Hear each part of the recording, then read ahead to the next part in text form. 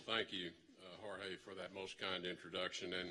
And also, in particular, I want to thank Florida International University for providing their campus and the host site for this conference, which we have been planning for some time and very excited to get it underway. Also want to thank Foreign Secretary Videgaray, Secretary Osorio, the government of Mexico for co-hosting this conference, along with my colleague, Secretary of Homeland Security, Secretary Kelly. The idea for this event originated in our first bilateral that Secretary Kelly and I took to Mexico City in our discussions with our counterparts in a recognition of how important Central America was to both of our countries, the United States and Mexico. And it was from that dialogue that this conference that we're hosting today has emerged. I also want to recognize President Hernandez, President Morales, and Vice President Ortiz, and thank each of you for your efforts to make this conference a success. Secretary Kelly and I are both very excited to be holding these important discussions on how we can improve security and prosperity in our respective bilateral relations as well as a group.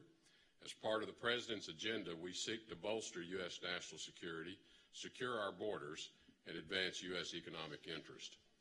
Promoting prosperity in Central America is a key component of this effort, as our prosperity and security interests are tightly linked through the movement of ideas, people, and goods.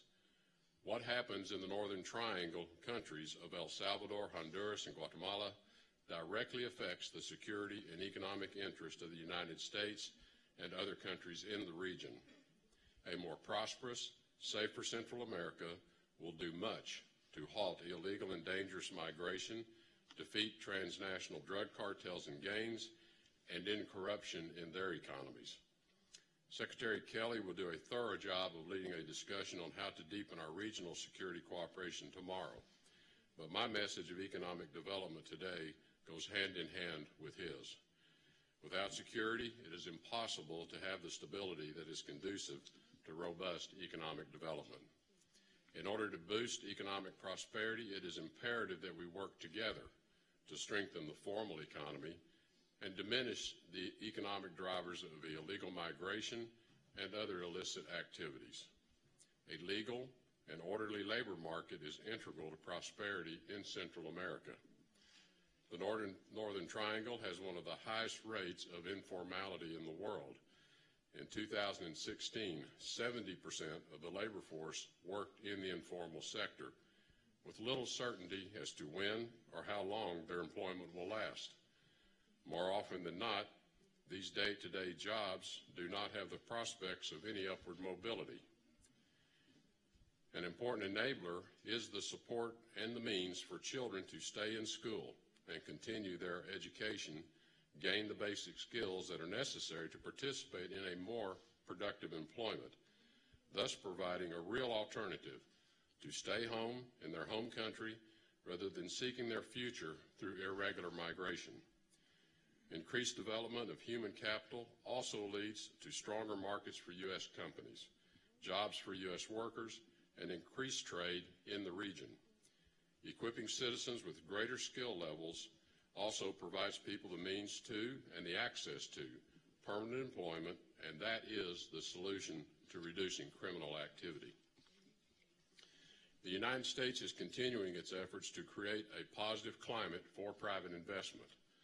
The U.S. is encouraged by what the Northern Triangle government's Plan of Alliance for Prosperity has already done to encourage economic growth and create a more attractive destination for investment. We encourage additional steps to end corruption, minimize red tape, reform the tax codes, and streamline import-export systems and customs procedures. Further commitment to these measures will improve the overall economic competitiveness of the Northern Triangle countries and boost the willingness of private companies to invest in Central America. To the representatives of the private sector, I know there are many considerations at play when companies make decisions about where, when, and whether to invest. But even as there are challenges ahead, there are significant opportunities on the horizon in Central America.